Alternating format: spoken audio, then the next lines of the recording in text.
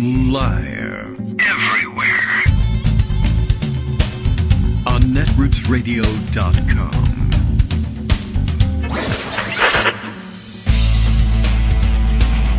David Waldman. Kagro. In the morning. Now, here's David Waldman. Hey, good morning, everybody. How you doing? It is Monday, December 9th, 2024. One more week closer to Donald Trump. I guess we're going to be letting him take over as president. Not if the Romanians have anything to do with it, of course, but we'll get to that in just a bit.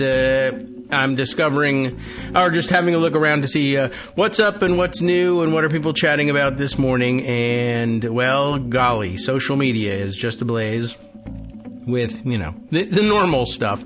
Postmortems on the election, some of which may or may not be, even in the ballpark of being right. I don't know. We'll check these things out. And I guess the big Trump news, to the extent that we want to pay any attention to it, he gave a big interview over the weekend, or his first sit-down interview since the election, and it was more or less, terrible. He said a lot of dumb things, but mostly said the same things over and over again. I don't remember who was interviewing. Is it Kristen Welker? Is that her name? I think I saw the last name in passing. Welker. I didn't look at I didn't watch much of the interview. I saw the clips that were circulating. I assume they're the worst moments. I mean, I hope so, because if it gets worse than that, I don't have any, I can't get my brain around it. But, I was struck that, this interview apparently also, though it wasn't one of the top line results that were, circulated yesterday in the immediate feeding frenzy, but he's back to the weird talking point that he's the first, presidential candidate, maybe the first person ever to discover the word groceries. It's very odd how he says it. And in talking about it here at home, we kind of decided that if you're sane washing him, you would come to the conclusion that, well, what he's saying is he's the first person to successfully campaign for president on the rise in the price of groceries. He begins it by saying, "I won on groceries."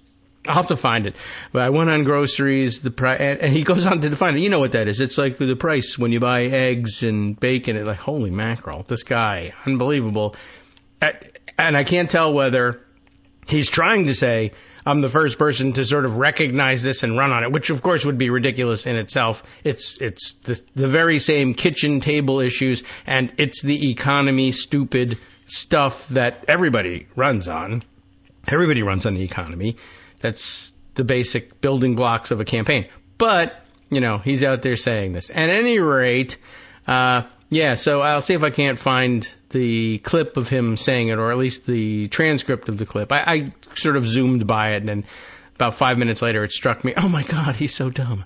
I can't believe it. And this is, like I said, the second time that he has tried to formulate this message and just has never been able to do it correctly. And, there he is. So I'm the first person to campaign. Whoever heard of this word groceries? A year ago, people were saying unga bunga when they went to, what does he think was happening?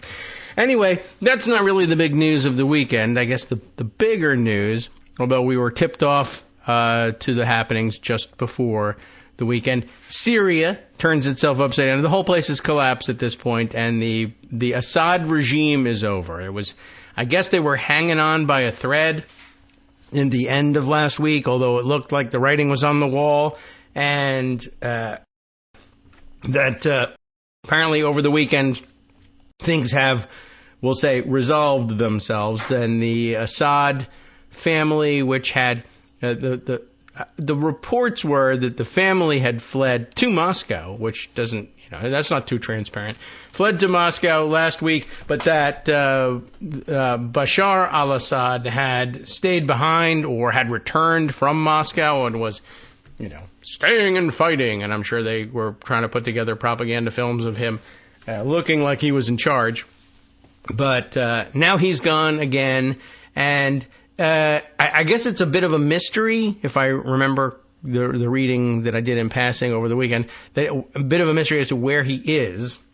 He hasn't shown up in Moscow saying, all is well, remain calm, or anything like that. And there were rumors that he was on a military transport plane that may have been shot down or crash landed somewhere. And I don't know whether they've, figured that out or not. But that'll be one of many things that we'll try and sort out. But while I have you, and I think I raised this issue a little earlier, Romania back on the map in terms of dealing with its election weirdness. I told you heading into the weekend that there was some real anomalies noted about Russian interference in the Romanian election, and I guess they had a sort of a top two finishers runoff planned. And this weekend was to be the balloting between a surprise candidate who in the last 3 weeks of the election sprang from 1% in the polls to 25%, which in a multiple party runoff or initial round was enough to get him into the top two finisher. He was, in fact, the top finisher. A hard right candidate, not unlike what we're seeing around certainly around Europe and the Western democracies, but, an alarmingly right-wing candidate and a not that much less right-wing candidate running along with him in this runoff. And the balloting was to be this weekend. And guess what? The Romanians, if you were disappointed with the way the South Koreans eventually dealt with the impeachment of their president, who had, declared martial law, et cetera, et cetera. We were all very enthusiastic and supportive and amazed by how strongly the South Koreans turned out in protest of this move. And then yet, eventually, when it came to impeachment, like here in the United States, his party came to his aid and undid it. Well, Romania has gone a step further. But if you are disappointed in your Korean pals for not getting rid of their president, trade up to the Romanians. And not just because they once machine gunned Ceausescu on Christmas, by the way. I don't know if everybody remembers. It was Christmas Day they executed Nicolae and Alina Ceausescu. But modern Romanians, current Romanians, the country's Supreme Court essentially threw out the election results on the basis of, hey, the Russians interfered and we can see it. And the manipulation of social media is such that we're actually throwing out the results. We're going to rerun the election. Exactly the sort of thing that never happens here. It's just very interesting. And Greg Dworkin is here for it. I thought he had absconded to Romania to join the party in the streets, but no, he's in Connecticut and on the phone. Hello, good morning, Greg. How are you? Good. Romania. Yeah, I mean, Yiddish song. Okay. Well, I know there's a song about geolocating Albania. I know that song. Does that have anything to do with it? No? I don't know. I know the one about to the east, west, west. I don't know. West, Turkish bought drones that blow up Russian things that are sung by Ukrainian soldiers. Oh yes, right, that one, Bayraktar. I remember that. It's a good video. That was a good one. Mm-hmm. Okay.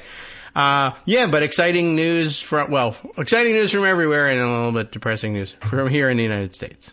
Right. So that's the world situation. Well, we're going to talk about overseas first. Okay. And, I sent you the AP story on Romania, how the top court annulled the first round because basically they figured out that the Russians are trying to interfere with everything. So this was really a bad week for the Russians and not a very good week for Iran.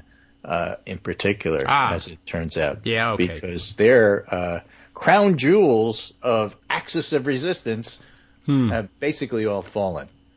Hamas, Hezbollah, and now Assad in Syria. Yeah, there was a plane crash, probably. Nobody knows who was on the plane. The Russians claim that Assad is in Russia for humanitarian purposes, having killed 500,000 people in Syria. Yeah, the humanitarian part, The humanitarian part is getting human him out of Syria so he can't kill the other. Yeah, 500,000 people. That would be a legit thing. That's humanitarian. I accept that. Yeah. All right. I mean, it's most likely that he's there, I guess. But okay. Well, everybody says he's there, so let's just assume he's there. So let's talk about what's going on there with some experts. from Syria. And let's start with Charles Lister. I have a lot of these in the pundit roundup, which I didn't send you, but I will. Well, I should have that open anyway. Yeah, you should. But what's wrong with me? In case you don't, I'll send it. But let's start with Charles. I'm one of the first Lister. people ever to open this. Yeah. Okay. And found, what did I find there? I expected news and current events and maybe some discussion, and what I found was groceries. Whoever heard of this a year ago, you'd never know we were going to be talking about this. So this is Charles Lister, or as he lists himself, director of MEI Syria and MEI CTE at Middle East Institute, founder of the Syrian Weekly newsletter, and he has conferences that he hosts all the time, or at least moderates on Syria. So apparently he knows something about Syria. Yeah, he's certainly been spending a lot of time on it. I started the Syrian Weekly newsletter. Okay, sure. So he's been doing this for a while. And he has some interesting things to say about the concept and the idea that the HTS group, and we'll get to who the different groups are in a minute. Oh, yeah. Oh, boy. Okay.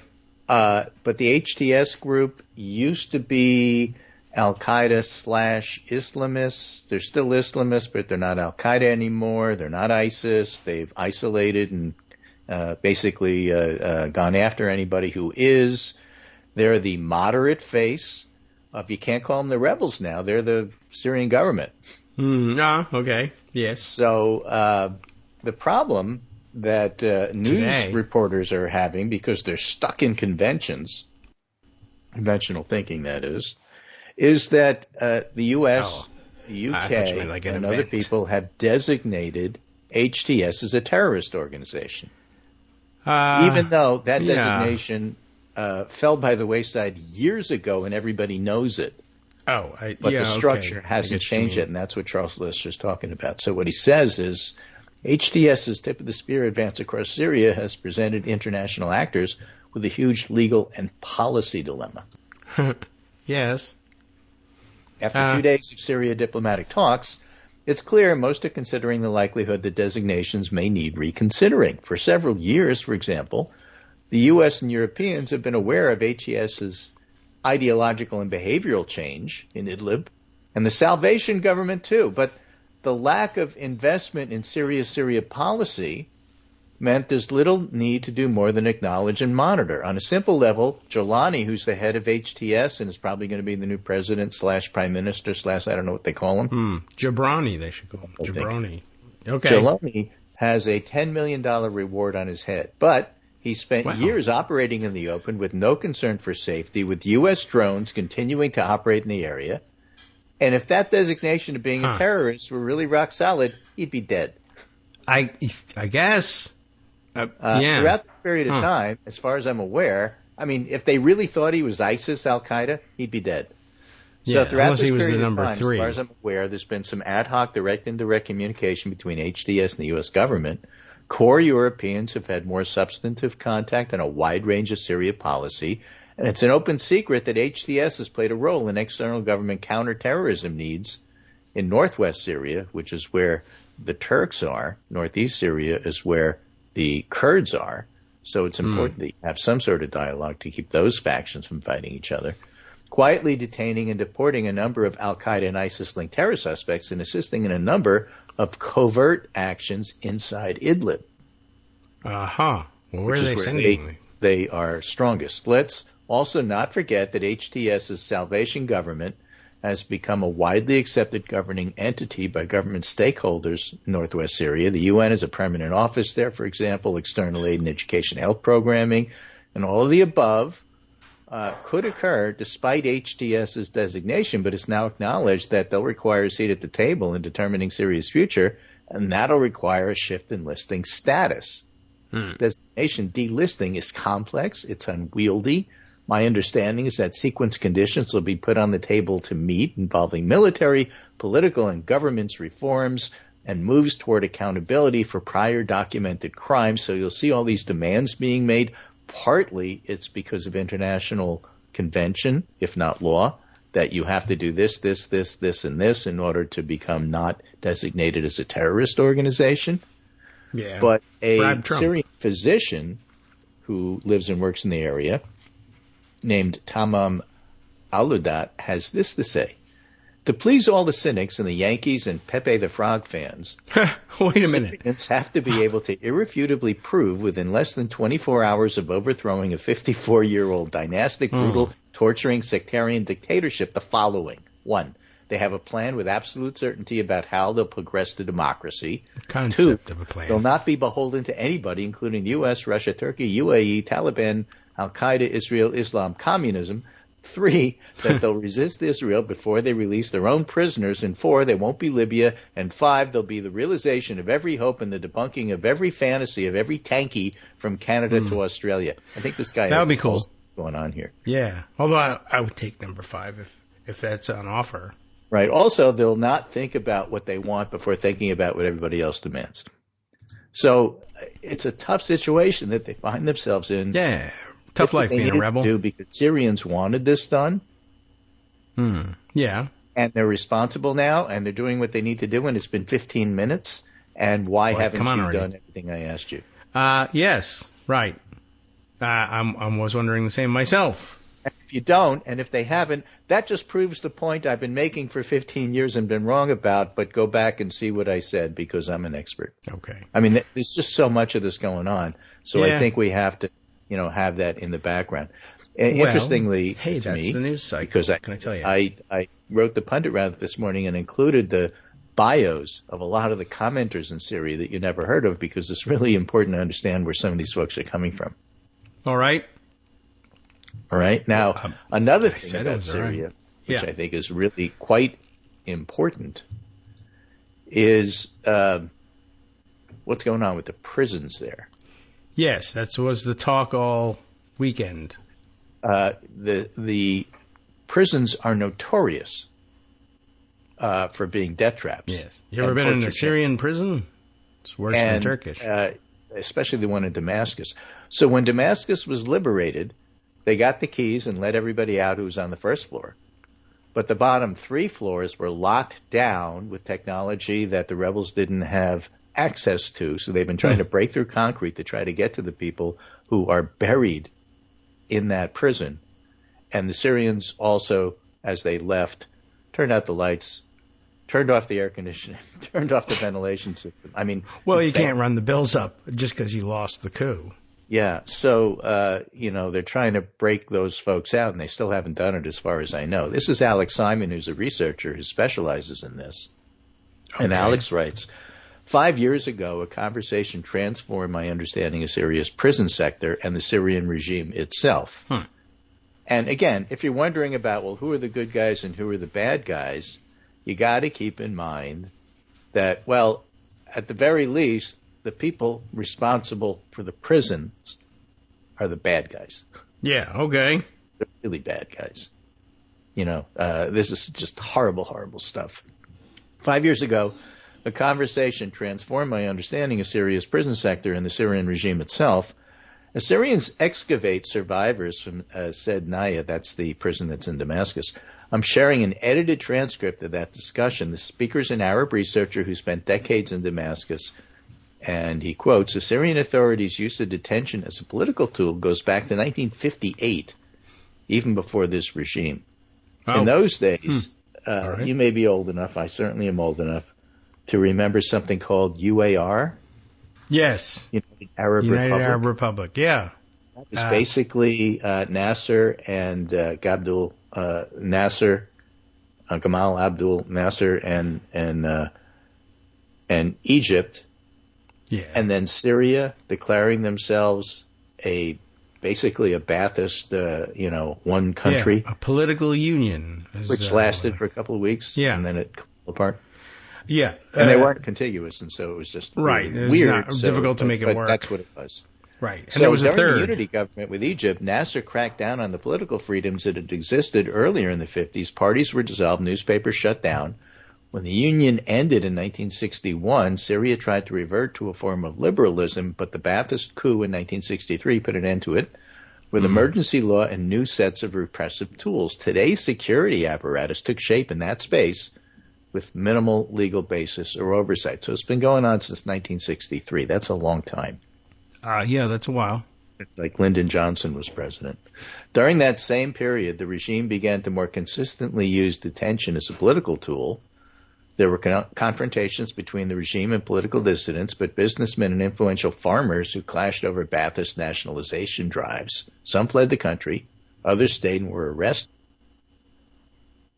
and their families would pay bribes to get them out. They were strictly personal interactions, unrelated to laws or courts, and that's the seeds of what we see today.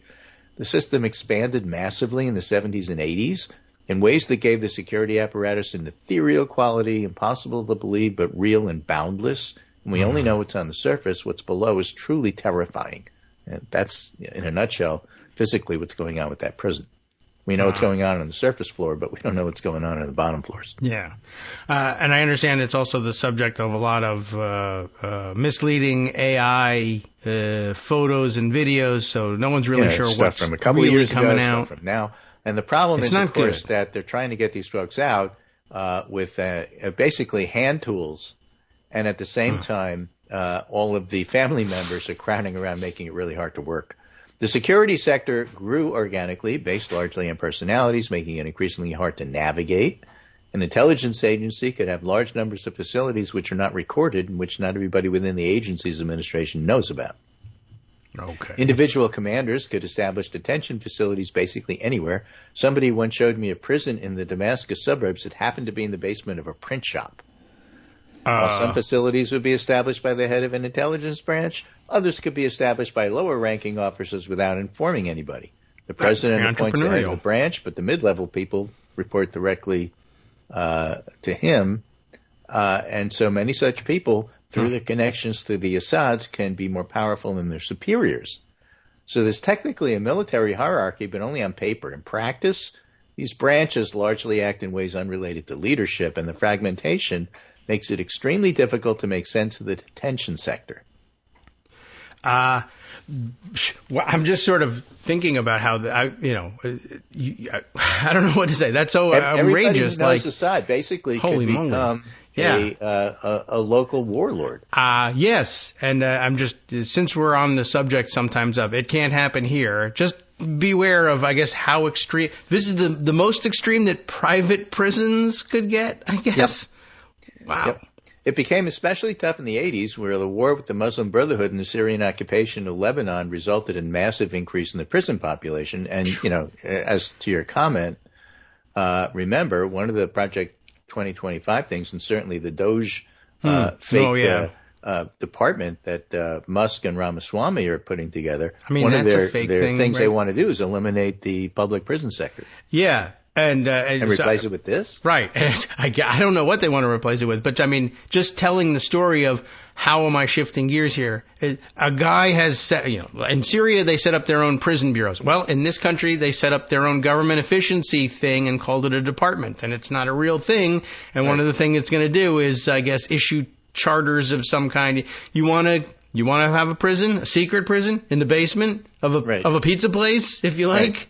Right. That won't trigger the Q nuts too hard. From 2024 America, and that is, you want to deport people, don't break them up, get rid of the entire family, even if the kids are citizens. Right. Sure. Historically, the regime would not just arrest individuals; it would arrest their entire families. The regime regards dissent as a contagious disease. In the 80s, they might arrest somebody and then another 100 from that tribe to prevent relatives from seeking revenge. Yes. And because of this overwhelming density in prisons, the security apparatus stopped caring about details. There's no data, there's no list, people could die under torture. The security apparatus itself wouldn't even know who they are. Yeah. And it's so well known that there were jokes about it. One officer wants to play cards, but his colleague tells him he can't because he's supposed to be guarding a prisoner, and the first guy says, I killed him already. Oh, no. The picture's further complicated by a lack of record keeping. And that's disappointing because if there's a lack of record keeping, how are we going to know who's paying Tulsi Gabbard's, bills? Yes, right. That's one of the most exciting responsible prospects. For her invoices? We may find out depending on which not if they warlord. Don't do record keeping. Well, that's true. But if they did any, and then maybe that's the disappointing part about this, On the other hand, that also terrible. means It was you a can make it up. humanitarian disaster. People were killed. 500,000 people got killed in the Civil War.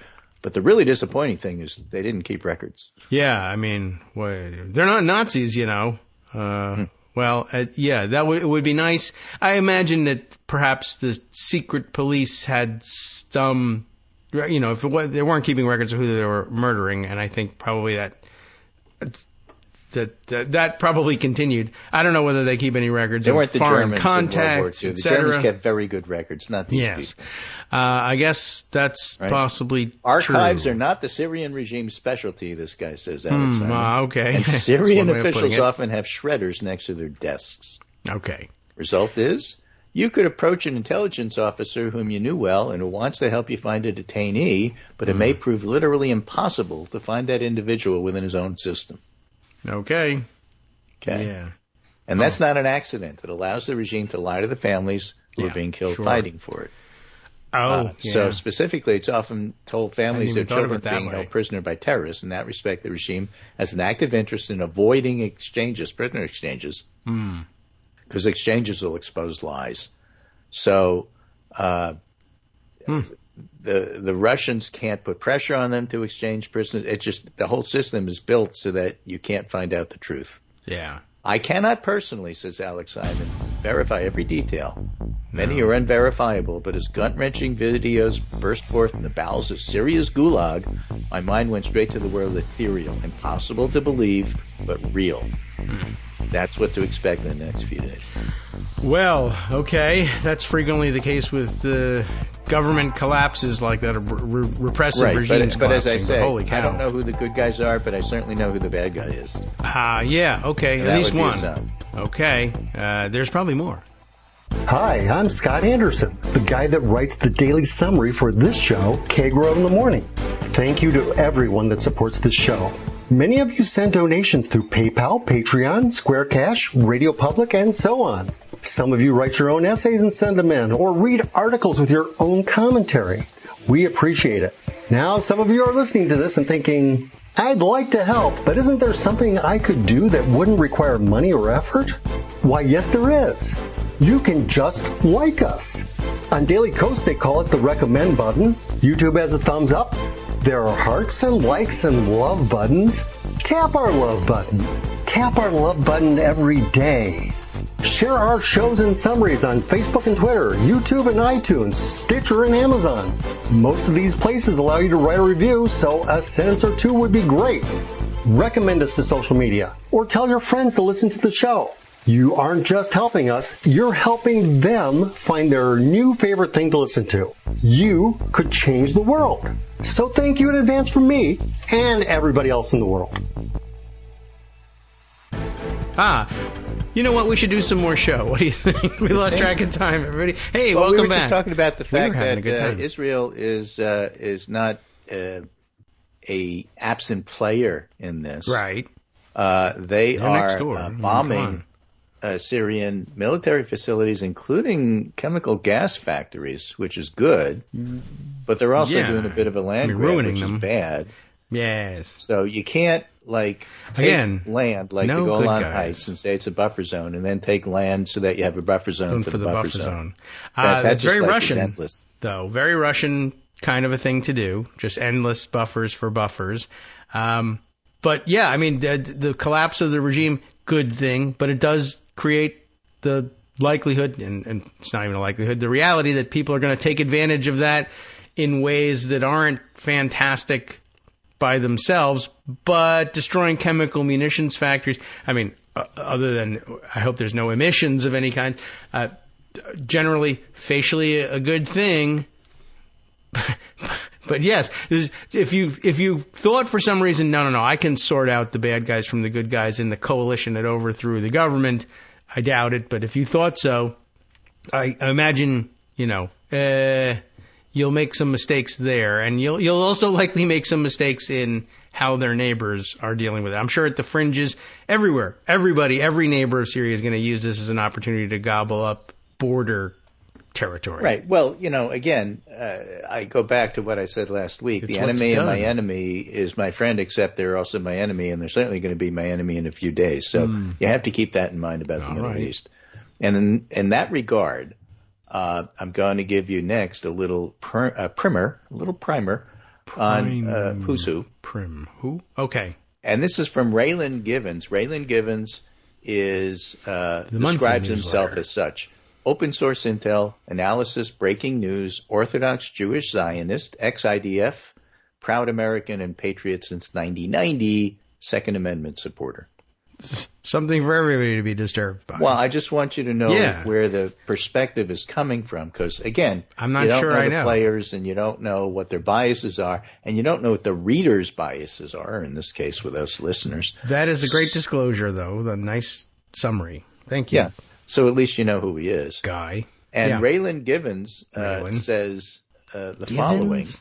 Okay. Everybody's been hearing the term Syrian rebels, and I wanted to break this very general characterization down into specifics. Below, you'll find a brief description of the major armed groups in Syria and whose interests they represent. Okay. So let's start with the Turkish faction. They're called the Syrian National Army, or SNA. That's the military wing. The Syrian interim government is the political wing. They're armed, they're funded, and they're more or less commanded by Turkish forces. Wow. The SNA controls territory in the north of Idlib on the border with Turkey, and a zone inside some other area in Syria. For all intents and purposes, they are a representation of the Turkish military and will be the most likely group to clash with the SDF. That's the Kurdish group, due to Erdogan's deep hatred of the Kurds. So just so you know, that's who they are. SNA, Turks. SDF, Kurds. HTS, that's the Syrian Salvation Government, which is their political wing. They're the guys with the bells outside the Hayat Tahrir supermarket. al-Sham, HTS, the military wing. They're the Islamist element, headed by the charismatic al-Julani. HTS is responsible for most of the gains against the Assad regime and now controls most of Idlib, including Aleppo, the cities of Homs, Hama, and the entire coastal region, including Latakia, which is where the air base is that the Russians are evacuating, and Tartus, which is the naval base that the Russians are evacuating. Yes. A lot of evacuation is one of the more effective fighting forces and controls most of the major cities and ports. So they're the most important player at the moment. All right. And Jelani basically will be the head of the government in one shape or form, although he'll probably, I think he already has, appoint a prime minister that is not him. All right. I mean, I guess that's a start. But, countries have that, presidents, prime ministers, that sort of thing. Yeah, sure. We haven't even gotten to France yet. Hopefully we will. Okay, SFA, Syrian Free Army. American-backed force that originally operated out of the Al-Tanf military base on the Syrian-Jordanian border. Their original mission and mandate was to go after ISIS. Because at the time, there was ISIL, there was the Syrian, Iraqi, caliphate. Yeah. And they were there to break that up. And as of now, the SFA hold territory in the Syrian desert in the northern part of Damascus. They were the first ones there, I think. However, they're very much dependent on the U.S. for logistical and air support, and that's up in the air with the Trump administration. For the most part, SFA acts as a secular Sunni organization. Secular and Sunni, SFA. Okay. All right. Then there's the SDF, Sunni, the Autonomous Administration in North and East Syria, otherwise Kurds. Yeah. The most reliable and effective fighters against ISIS and enjoy a decent degree of U.S. air and logistical support. They probably represent the best trained and motivated fighters in Syria, as well as the most likely group to react positively to Israeli and Western engagement. However, there's one more group that you need to know about, and that's especially when you're talking about Israel and the Golan, and that's called the Southern Operations Room, or SOR. They're a relatively new merger of a coalition of Sunni and Druze groups in the southern part of Syria. This group is based in Daraa and controls the provinces, the land border with Israel, and the southern part of Damascus. The SOR represent many minority groups in Syria, like the Druze, and gave a history of relatively positive relations with Israel through the IDF's Good Neighbor operation in the early part of this century. This is the group that Israel will probably interact the most with. Yeah, 2014, 2016, 2018. Just checking. This is the group that Israel, don't forget, when we're talking about United Arab Republic, that's last century. Right, yeah. And, yes. You're old. Yeah, I'm just checking because, old enough to remember the last century. Yeah, for one thing. But I certainly, my educational basis about what's going on in the Golan and the region and the players there is also last century based. Yeah. I need to catch up. Anyway, that's the group that Israel probably interact the most with, and then the Kurds. So there's an opportunity as well as risk in having Assad gone and so-called stability built on those prisons disappear. Yeah. Wow. Well, so that's the overview I wanted to give people. Okay. So that you have an idea what's going on there. Mm-hmm. Why are the Syrians celebrating so much that Assad is gone? I thought he had factions that support. Nobody wants to be in those prisons. Okay. That's a lot to absorb, certainly. And I mean, we knew we were in for this in the last couple of days if you only started following it then, which most of us did. But okay. But now you know more than you did. Yes, that's true. I mean, I'd like to get some better clarity. Listen, it's complicated. Names. This is what we're talking about here. Yeah, they need colors rather than initials. How are we going to differentiate or remember, the difference between this S and that S? Like the HTS guys have stood out by putting the H first. Oh, it gets worse. Yeah, okay. I mean, well, it's all happening in the S. Syrian flag. So how else are you going to do it? Yeah. Right at the top. Oh. A white stripe and then black at the bottom with 2 stars.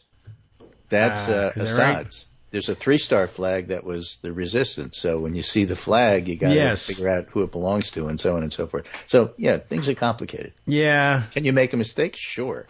Yeah. In fact, somebody yelled at me for putting the Assad flag there because I said resistance and victory in Syria because the flag was tattered and torn and the city was destroyed. Yeah. And I said, you can't use Assad's flag and say resistance and victory. Yeah, you can, because this flag is seen better This is a picture of it being beaten up. Yeah. Well, sure. And, the emoji people haven't caught up yet. That's not how I would use it. Well, I get that that's not how you would use it, but not everybody has the same point of view. That's all I'm saying. Yeah, right. And also, just come on, this is the picture that happened. This is what the news photographers took, and I'm talking about the situation. They're not married together. We didn't coordinate. We don't have the same editor. Come on. Get serious. And, and where are you going to get this flag, by the way? Can you get it on Amazon? Sirius has its own problem. Yeah. Where do you get the 3-star flag? And what was the the flag? colors might have been different, too, but I'm no expert on the UAR that you mentioned before had a similar flag. And the number of stars was, I think, the original states that had joined it, and maybe that's why it was I don't know. But again, keep in mind for all of this, Iran is the big loser. Those guys again. They are the big loser. Having lost functionally control over Hamas, Hezbollah, Assad. Everybody. I mean, they are having their own internal issues about what to do. They now say they don't know where Assad is. And, he was pretty bad. Yeah. Okay. What does that mean when Iran is saying that? I don't know. That's difficult to know for sure. Right. So Israel's trying to figure it out too. They don't know what to do. I mean, there would be an opportunity for a new remaking of the Middle East with peace and stuff. Mm-hmm. That would require somebody other than their current prime minister and their government. So, land grab, it's something absolutely positively to keep an eye on. Okay. But the opportunity is there, and the opportunity for groups, and we mentioned at least 2 of them, the Southern Operations Group and the Northern Kurds, who would be willing to cooperate to some extent with the West and maybe with Israel. All right. Now, online what you see are a bunch of tankies who are really upset with the axis of resistance falling apart. Yeah. What? I go back and look at the presidents. I don't even want to hear from you. Yeah. And, don't talk to me about, pro-Palestinian protests that only target Democrats, not Republicans, and then fold that into what's going on here and where do you stand on Syria and what's going on. And, boy, is it a mess. Total mess. Okay. Ugh. Well, yes.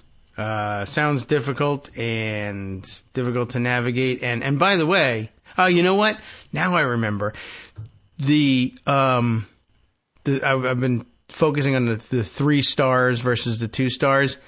The flag of Iraq at some point was the same and had 3 stars, although I think then they got some Arabic inserted in there at some point as well. But I don't know the whole history of the flag of Iraq. But they had the same red, white, black, 3 stars. Red, white, black, 2 stars was Syria. Now they're going to use 3 stars, and I don't know what Iraq is using now. And by the way, red, white, black, no stars is Yemen. Just in case you're wondering about all this stuff. And red, white, black, no stars, but a sort of eagle motif thingy, coat of arms is Egypt. It's a common theme, and it would be understandable briefly for us to get that wrong, but now we need to study up. So go check out the flags and see if you can figure out which player is which. And again, the emoji people have to catch up. If you type Syria and it gives you the wrong flag, it might not be your fault. So you covered Romania. There are still protests going on in Georgia. Yeah. We covered Syria. Let's now turn to France and talk about another country that's in a bit of turmoil, although not at the same level. That is France. As those other countries. Yeah. Okay. Yes. And I'm going to start with the Borowitz report. But that's fake. All right. Yeah, but it's pretty funny. But okay. Let's see. The much-anticipated reopening of Notre Dame Cathedral on Saturday was ruined by the appearance of the Antichrist, observers said. Beelzebub, who had traveled from Palm Beach, was heard loudly complaining that he had come all the way to Notre Dame and there's no football game. That might be true. He later disrupted the ceremony by loudly hawking a shipment of $60 Bibles he had just received in China. Macron apologized to the world for inviting the archfiend, but added at least he didn't bring Elon. But apparently he did. He was just sitting in like the regular people section. Okay. Or something. Anyway, that's the setup. Le Monde reports, the English version anyway, since I don't speak or read or pronounce or do anything that is, or spell French. Oh, yeah. I'm not a French reader either. Yeah, but all right. No insult to our Canadian friends, but I never. They're great at it. Yeah. French government toppled in historic no confidence vote. A majority of lawmakers voted on Wednesday for a motion of no confidence, causing the fall of Michel Barnier's 3 months old government. Basically, he had proposed an austerity budget, and the populace in the National Assembly, led by Le Pen, said, I don't want any part of this. Okay. So with the support of the far right, a majority of 331 members of parliament in the 577-member chamber voted to oust the government, minimum of 288 needed. The speaker confirmed Barnier would now have to submit his resignation. So now what? So he's out, and Macron is trying to figure out what to do. Macron, again, Le Monde, depending on them. I don't have Taniel handy. He's the editor of Bolt's magazine, but he's also really good at following what's going on in France. Okay. Macron resumes talks with party leaders in search of a new prime minister. The Greens, the Communists, and a group of independents met with Emmanuel Macron on Monday morning as he consulted parties in view of forming a government. The president suggested a meeting of different political forces, the Greens reported. I'm wondering if that guy from the American Second Amendment guy who did all the factions in Syria. Oh, yes. He should probably tackle France and explain to us what all these different factions are. He seems like he's really busy with the Second Amendment and Syria. And Orthodox already did that. Judaism. So okay. So there's certainly room for someone else to jump in on this. Right. France, small country. No one's ever heard of it before. I'm one of the first people ever to discover it. Right. So French President Emmanuel Macron continued meeting with party leaders on Monday. That's today. as pressure grew on him to name a new prime minister and defuse a political crisis. Okay. You should do that. Macron on Monday met independent MPs from the group of miscellaneous independents. Macron on Monday. The president called for a meeting of different political forces. Now remember, background here is that he refused to work with the left at all. It's more important for him to keep them out of government than the conservatives, even if the conservatives are sort of sympathetic to Le Pen, but he wanted to keep Le Pen out of government too. So that was his balancing act. And there just weren't enough votes in the center for him to do anything except to appoint a conservative. So that's what he did, and Le Pen pulled that support, and so now he's in the situation he's in. Okay. So the solution can no longer be based on an agreement with the far-right National Party of Marine Le Pen. Last week, far-right and far-left lawmakers joined efforts to oust the minority government of Michel Barnier in a historic no-confidence vote following a standoff over an austerity budget. You may remember students and others in the streets years ago when they suggested changing the retirement age. They take their stuff very seriously. It's like you may remember students in the street in France. Can you imagine, France suggesting instead of 6 weeks of vacation, you get 5 weeks? There'd be riots. I guess so. What if they suggested that the students go to class once in a while instead of protesting? No, that would be ridiculous. I don't know. I remember everybody in the streets for all sorts of reasons. I need to read up on what happened to the yellow jacket people, too. Right. She encouraged, that is, the president of the Assemblée Nationale, urged that a new head of government be appointed within the next few hours and encouraged the president, and this is the funny part, you have to laugh at this. Okay. She encouraged the president's centrist camp to join forces with the right wing and the socialists. They would have a majority, so there's no longer any possibility of censure, she said. As if that's easy, because the socialists and the right wing agree on everything, right? Yeah. Okay. All you have to do is that way you can exclude the communists and everybody's happy. All right. Oh, maybe they could fix Syria while they're at it too. Does Syria have a history was it a French possession at some point, or am I imagining that? Syria? Yeah. Was that ever a French? I don't know. I don't know my history there well enough. Okay. Well, if not. It's not too late. Why not just show up and unite them as well? What if you're in the business of uniting people? Certainly before World War II, France had a big presence there, but I forget what happened after World War II. I will look up Syrian colonial history just to be. I don't know that it's relevant to today's issues, but I'm just curious now. So the successful parliamentary no-confidence vote, first in more than 6 decades, by the way, deepened a political crisis and sparked calls for Macron to step down, which he refused to do. He's very good at refusing to do things. I should join him in that, but I refuse. Macron is now under huge pressure to form a government that can survive a no-confidence vote, so we'll see what happens.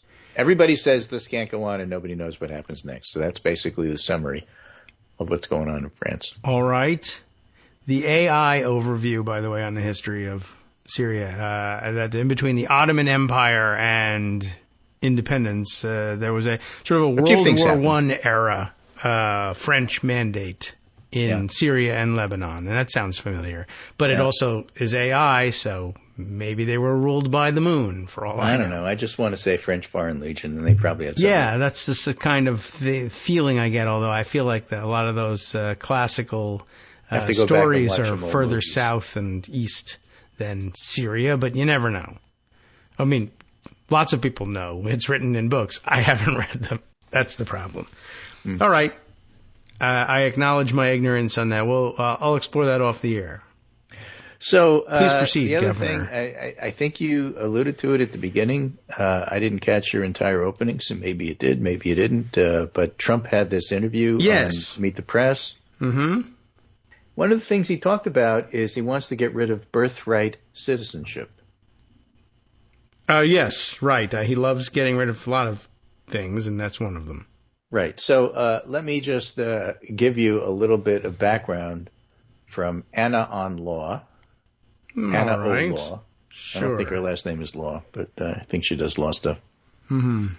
and says the origin of the birthright citizenship, for those who don't know, it was to address the unclear legal citizenship of black people and to place federal citizenship above state citizenship in importance to combat state discrimination. Birthright citizens later validated by the Supreme Court, and there's a whole book on the history of the clause. Yeah. Katie Fang adds, all persons born or naturalized in the U.S. and subject to the jurisdiction thereof are citizens of the United States and of the state wherein they reside. No state shall make or enforce any law which shall abridge the privileges or immunities of citizens of the United States. So that's Section 1 of the 14th Amendment. You can't just wave away the Constitution and say, oh, I don't want to do that. It doesn't work that way. I don't know. I have seen this happen, but all right. That's not the way it's supposed to work, certainly. Yeah. Well, I don't know how it does.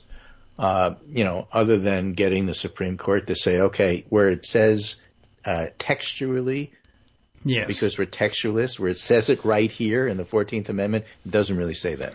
Right. Well, the 14th Amendment is not as old as the original part of the document, which something powdered wigs. I still don't think you can do it.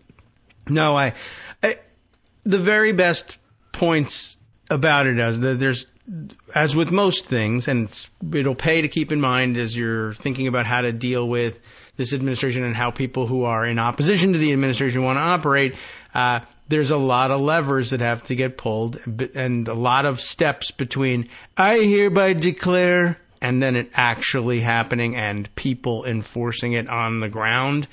And there are a lot of trip points for this one. He can declare these things. They can put it on parchment and say it's an executive order. And yet, is it happening?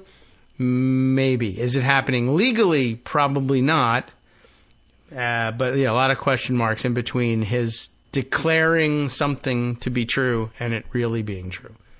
But yeah, it can cause a lot of problems for people, especially, I guess, in the context of what you just told us about Syria. Supposing that it becomes the norm among armed factions, and it's the armed factions who can tell you, I don't care what, you think the law says, you're doing this, and at the moment on the ground, whether the armed factions are militia or police or God knows who, just like starting your own prison and putting people in the basement. I guess if you're rounding up immigrants and taking them to the border and tossing them over and no one's stopping you, then I guess it's happening. Right. So that's the thing to look out for. So we've talked a little bit about the fact that there's been a migration of people from Twitter to Blue Sky. Sure. You're on Blue Sky. I'm on Blue Sky. Right. And I just sent you. Okay. In our chat function there, essentially DMs, direct messages, something I thought was interesting, which is called a starter pack. All right. You know what they are, but for our listeners, starter packs are a group of people on Blue Sky that somebody else puts together in a way where you open up the starter pack, you hit one button, and now you're following the 100 people that the person who put this starter pack together thinks you should follow on a particular subject. Right, like straight ticket voting, the one lever thing you used to talk about. So Mark Elias put together a starter pack, which he says is on political journalism and election law. And so I sent it to you, and I already clicked on it, and so now I'm following all these people. Oh, this is a nice feature. Will make me smarter too. Mark Elias, Adam Serwer, Judd Legume, AOC. I have these people. Got them. George Conway. A lot of these people you already follow, but there might be some people on here that you don't. Right. And if they would just put a little bit of bubble gum in there, I would open more packs. No, because it'd be stale. Well, of course, that's the beauty. Some people love it. Yeah. Yeah, exactly. It lasts forever. You can put it in your bunker. Yeah. Like Wonder Bread. Survive on it. Out in the Arizona desert and it's still soft 12 years later. This is a nice feature, too. Also, I see at the bottom of it, it tells you how many users have joined, have said, yes, I will accept this user starter pack. So right now, this one you sent me says 1,411 users have joined, which I assume means, clicked that button as opposed to... Which is pretty good because, you put it up yesterday. Yeah. So that's the how other thing is that there is a follower master list of starter packs. Oh, and yes. You can search it by topic. And I'm saying this for those who haven't joined Blue Sky or considering it. But what are you doing? Do I get started? Why are you this waiting? is a great way to get started. That's why they call them starter packs. Mm-hmm. Yeah, it's a helpful thing. It has exploded follower counts for if you get on one of these lists. You know, people like if they just have to hit one button, they're willing to do it. Yeah. But then if Then you have to go 1,400 back people and do eliminate it, the people on it that you don't want, but that's okay. yeah, I mean, and sometimes you can do that. Also You'll do migrating that as to it Blue comes Sky. to, I just saw that comment. I don't like that person. Yeah. You're gone. Bye. Right. You can do that. And Blue Sky's block feature is very powerful and in ways that the Twitter one wasn't. I'm sure upsides and downsides to this. But, yeah, if you get yourself on one of these lists, your follower count starts exploding. You know, it's nice, and it helps overcome one of the problems that people were saying, gosh, I want to move to Blue Sky. But the numbers there, the engagement, it's just not there. Well, starter packs are really helping with that. I think. All right. Good. That's good news. By all means, move on I'll leave over. you with this. This is Rami Jara on Twitter. Yeah. A TV presenter poses an unprecedented question to an elderly Syrian woman. You lived in the era Hafez al-Assad and then his son Bashir al-Assad. What do you have to say? And she said, F them both. Yeah. That's a great comment. Well, she has a finger on the pulse of the Syrian public, I think. A middle with that finger. one. Yeah, that's right. And that's okay if you're taking a pulse, right? Yeah. You don't want to use a different. Anyway, that's my segment for today. Excellent. And, what a segment. I will see you on Wednesday, I suppose. Okay, very good. What you're going to talk about in the next hour? I have no idea. I got to do more Romania because Romania is just as confusing as Syria, basically. And I guess we got to catch up. We could make a lot of money selling programs. We'll have to try that one. I'm going to send you the classic Romania songs. Okay, excellent. I want to catch up on all of those. You can play that. I am, by the way, selling these programs so you can tell the players, all in cryptocurrency. You have to buy it in cryptocurrency so that we get fabulously wealthy and can take over the presidency at some point in the near future. And now comes with Juan Soto. Oh, yeah, a new billionaire joining Mar-a-Lago any moment. All right, welcome back now to the Kagro in the Morning Show here on Netroots Radio. We await the dispatch of the Romania songs from Connecticut, so we can pick up on all of that and see whether there's any interesting devices in there that teach us something. I only know the mnemonic device about Albania, not Romania, from earlier episodes of Cheers, believe it or not. One of those things that it was a brilliant thing in that it was so dumb and, and had no rhythm whatsoever to it, and it didn't fit the song at all, but somehow, because it was so dumb and impossible to cram into the meter of the song, it became memorable. So I don't know. We'll take a look. Oh, but here's the Romania song with the U in it, the old spelling of Romania, R-O-U mania. How can I? I got to rig it up. You know how it is to get it onto the main computer that can actually play the thing. But I'm now curious. And Greg says the first, 30 seconds or so of the song will get the point across. And plus, I guess we'll be able to play it without getting in copyright trouble. Although who knows whether any of the people having copyright in this are still alive. What are we looking at here? Aaron Lebedev, Romania. Do I have that pronunciation correct? All right, let's bring it all the way back here. We got to deal with the volume and here we go. Ooh, klezmer clarinet.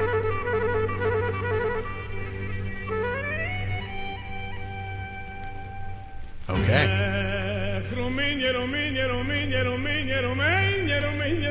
It's very serious.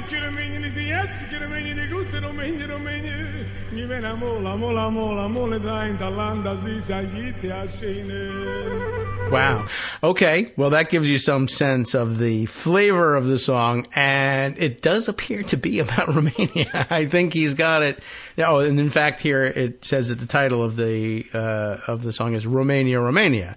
So that makes a great deal of sense, too. The rest of it, I guess, what did you say, in Yiddish? So, okay. What does it mean? So far, they haven't said goulash once, but, that's Hungarian. No wonder they haven't said it. The Albania song, though, is out there in the real world. Can I get that? Is that available on YouTube as well? Because if not, I'll have to tell you what it is. But I imagine that's probably out there. This is, like I said, from Cheers. And if you remember Cheers, like you're 100 years old and you've seen the show, or you've seen it in streaming reruns on some service or another, let's see. The Albania song is sung by Coach, the original from the original cast. And well, all right, let's see if it's out there. Yeah, here it is. Okay.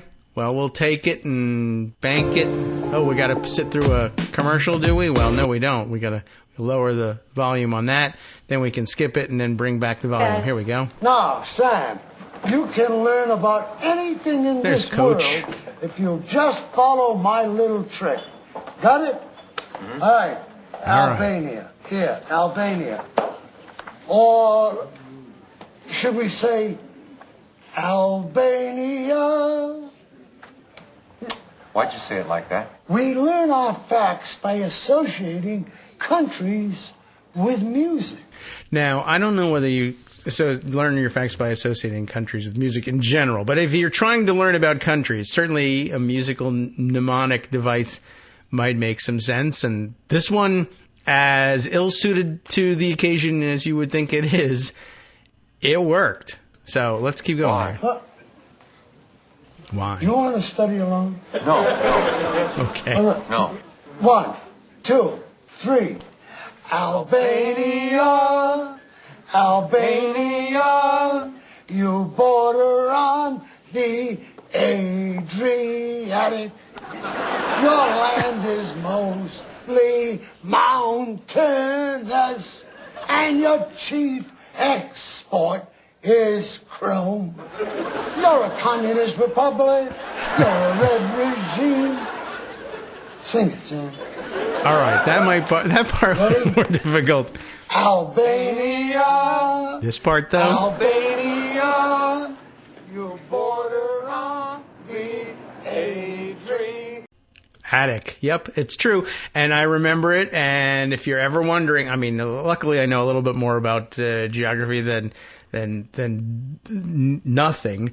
So yeah, when I'm trying to fill in blanks on a map there and say, well, where is Albania? Oh, well, I do happen to recall it borders on the Adriatic, and I do know that is the Adriatic Sea lies to the east of Italy, and so they're not far, distant from parts of Europe that we consider to be Western, though it was, a little bit of a black hole news-wise because it was a communist regime for so long. I don't think I necessarily remembered that their chief export was chrome, and I don't know if it's still the same, but there you have it. I never forgot that Albania bordered on the Adriatic, thanks to the song, and if I guess I spoke better Yiddish, there'd be more I could tell you about at least one man's recollections of the old country, Romania.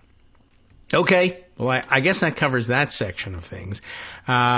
Yes, and Scott sent me a note here about the I guess the origins of the French mandate in Syria, thanks to the San Remo Conference post World War I.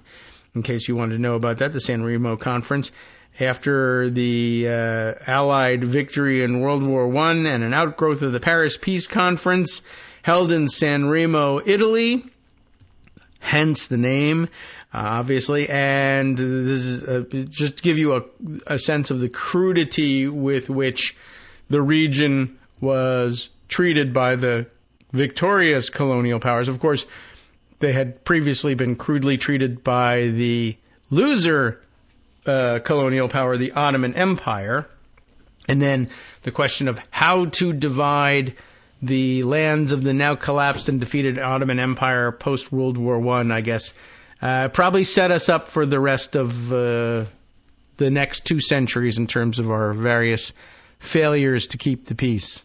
But there were long stretches of what looked like peace, I guess, in between, even though it was based on brutal repression. You know how that goes. In April of 1920, the San Remo Resolution determined the allocation of Class A League of Nations mandates. Goodness, I don't even like the terminology, Class A. Mandates for the administration of the then undefined Ottoman territories. And I guess this, too, part of the grand tradition of maybe we don't keep such great records. Where the Ottoman Empire was kind of like, hey, if you're going to wander into our sphere of influence, I don't know where the border is, but if at some point people in fezzes with guns are bothering you, you have probably entered the Ottoman Empire. But then divided up into Palestine, just sort of generally, and that would be Greater Palestine, and that would probably have included Transjordan, Trans-Palestine as well, Syria up to the north, and Mesopotamia out to the east.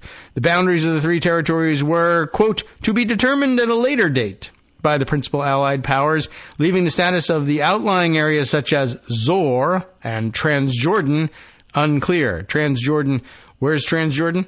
Jordan. Where's Zor? Not as readily available to me mentally. Let's see. Well, you know what?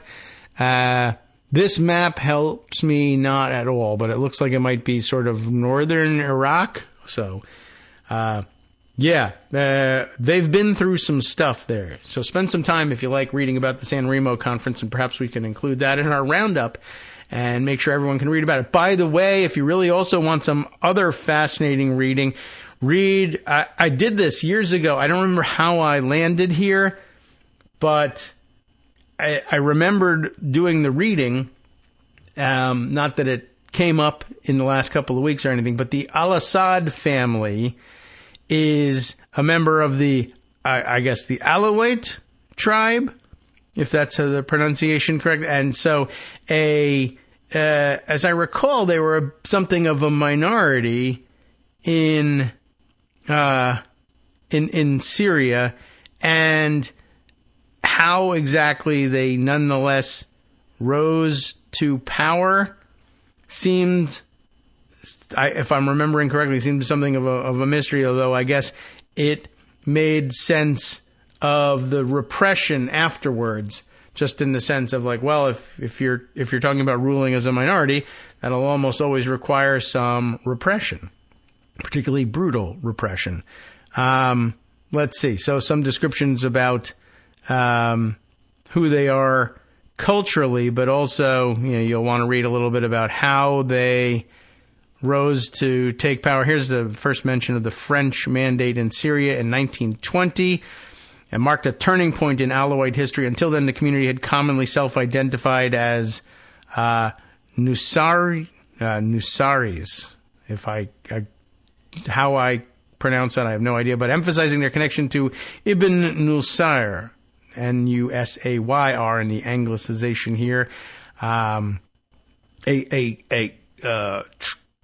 tribal ancestor. The French administration prescribed the label Alawite, however, to categorize the sect alongside Shiism in official documents. The French recruited a large number of minorities into their armed forces and created exclusive areas for minorities, including the Alawite state. The Alawite state later dismantled, but the Alawites continued to play a significant role in the Syrian military and later in the Ba'ath Party. Since Hafez al-Assad's seizure of power in the 1970 coup, the Ba'athist state has enforced Assadist ideology amongst Alawites to supplant their traditional identity. Very interesting, and a whole wrinkle in the roadmap and the situation that certainly, I know it's out there. Do I grasp it, comprehend it? No. Remember that it's out there? Yes. And thankfully, I guess the people at Wikipedia and behind Wikipedia are available to help fill in those blanks. It's good reading if you're really thinking of trying to get some sort of historical understanding. But by the time you finish it, of course, the makeup of Syria and its future will be entirely different. So I don't know. Maybe you want to depend on others. So I said that there was something I wanted to share with you, more background about Romania, and I have two pieces about what's going on there. Like I said, it's really interesting from the perspective of, damn it, I thought the South Koreans were going to make a great model of, and they did, in terms of standing up to the declaration of martial law there in Korea. But then politics got in the way. It wasn't the fault of the people writ large of South Korea deciding not to get rid of the president. It was the party politics that got in the way of impeachment, much as it did here. But Romania becomes a new model. The Associated Press and Politico Europe both did brief updates on what's going on. Let's see what we can learn from it. Romania's top court annuls the first round of the presidential vote won by that far-right candidate that we made mention of at the end of last week. A top Romanian court, Stephen McGrath reports for the AP, a top Romanian court on Friday annulled the first round of the country's presidential election, days after allegations emerged, and only days, that's really amazing, days after allegations emerged that Russia ran a coordinated online campaign to promote the far-right outsider who won the first round. What? You don't say. Not in this country, you don't say, but in Romania, you can. The Constitutional Court's unprecedented decision, which is final, like our Supreme Court, came after President Klaus Iohannis, Iohannis maybe, Iohannis, so maybe like Johannes, declassified intelligence on Wednesday. This is also very interesting and makes a very interesting parallel to our own situation, right? The then current president and now current president, because they haven't finished the balloting and certainly haven't handed over any power. In fact, they undid the balloting. But the then current president says, I found out that the Russians are interfering and I'm going to declassify intelligence and let you all see it. And they were all so shocked at what they saw that so far no word about any resistance to the idea that the Constitutional Court would obviate this election and annul it. And if you think back to 2016, Barack Obama, then the president, saying that he was in fact in possession of intelligence that suggested pretty much the same thing, that the Russians had interfered in the American election. And he threatened something similar. Didn't really threaten it because Obama doesn't threaten things, generally speaking, but said that there was such intelligence, but apparently he was constrained in declassifying and disseminating it by the counter threats from Mitch McConnell and other Republicans who said, yes, we know about this, but if you release information that makes our party look bad, because we're party over country people here, we will something. We will push back. We will refuse to play along. We will claim that what you're doing is the election interference. An early model for Trump to emulate later on. If you investigate me because of my election interference cooperation with the Russians, I will accuse you of interfering in the election. I was going to win it based on disinformation and propaganda, and you stepped in to stop that. That is election interference. And that model has held here in the United States. Didn't work very well in Romania, though. So President Klaus Iohannis declassified intelligence on Wednesday that alleged that Russia organized thousands of social media accounts to promote Calin, C-A-L-I-N. I don't know how you would pronounce that with a Romanian accent, but Georgescu. Calin Georgescu across platforms such as TikTok and Telegram. The court, without naming Georgescu, I'm not certain why they didn't, but said that one of the 13 candidates in the November 24th first round, and that explains how you can get to like 24, 27% and win. One of the candidates in the November 24th first round had improperly received, quote, preferential treatment on social media, distorting the outcome of the vote. Here, of course, that's just, that's one of the things you're going to have to deal with in our election for some reason. Georgescu denounced the verdict as an officialized coup. That is, that the constitutional court was overthrowing him, even though he didn't actually have power at this point, and an attack on democracy, as did the second place finisher, reformist Elena Lasconi of the center-right Save Romania Union Party. She was, I think she, through to the second round as well. And I don't know whether anybody really alleged that she had any help from any foreign power or not, but I guess she didn't want to, you don't want to throw out the results that put you through into the finals, I guess. But, wow. Okay. Despite being an outsider who declared zero campaign spending, and gosh, that's a little fishy, right? He went from 1% in the polls to winning and declared no campaign spending whatsoever, but also just happened to be the favorite of Russian bots and trolls on TikTok. And then, boom, first place. But despite being an outsider who declared zero campaign spending, Georgescu emerged as the frontrunner who was to face Lasconi in a runoff on Sunday. Some 951 voting stations had already opened abroad on Friday for the runoff for Romania's large diaspora, but had to be halted. Iohannis said he would remain in office until a new presidential election could be rerun from scratch, which in this country would cause a tremendous amount of alarm because, of course, it takes 14 years for us to select a new president. But I guess if you're talking about somebody who was polling at 1% in early November, then wins the first round in late November, and they were going to have the final vote be early December, you know, that moves pretty quickly. It's a different proposition to say, well, why don't you remain in office until you guys can rerun the election? Because they could do it in a week. So, you know, here in this country, well, I'll remain in office. You could see maybe if he lives that long, Donald Trump perhaps trying that in 2028, 29. I'll stay in office until you fix things such that Don Jr. gets elected, or whatever it is that he wants as a succession. Anyway, Iohannis said he'd stay in office until a new election could be rerun from scratch on December 1st, 1 week after the first round of the presidential race. Romania also held a parliamentary election, which saw pro-Western parties win the most votes, but also gains from far-right nationalists. Iohannis said that once the new government is formed, the date of the new presidential vote would be set. So some of the members of these right-wing parties are going to have some influence in the parliament anyway, and in, you know, restarting presidential elections, I guess, as well. On Wednesday, the president had released intelligence files from the Romanian Intelligence Service, the Foreign Intelligence Service, the Special Telecommunications Service, and the Ministry of Internal Affairs.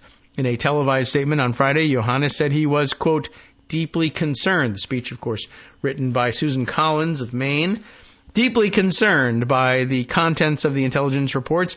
Intelligence reports revealed that this candidate's campaign was sponsored, or rather supported, but maybe that's the right word for it, supported by a foreign state with interests contrary to Romania's. These are serious issues, he said. And the big difference, though, the part of the speech that was written by Susan Collins but scratched out by Iohannis, I'm deeply concerned, but I'm not going to do anything. I'd like to get rid of this second half and actually do something.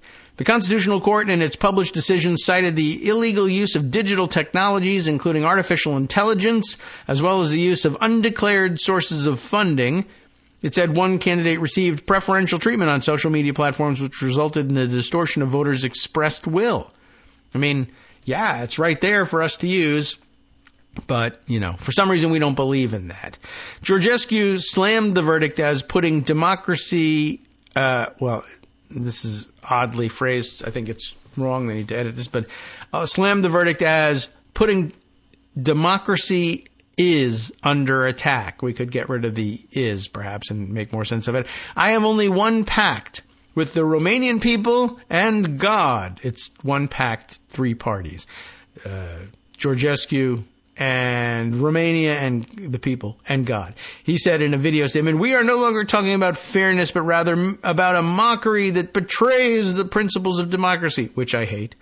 It is time to show that we are a courageous people who know the destiny and rights of the Romanian nation are in our hands.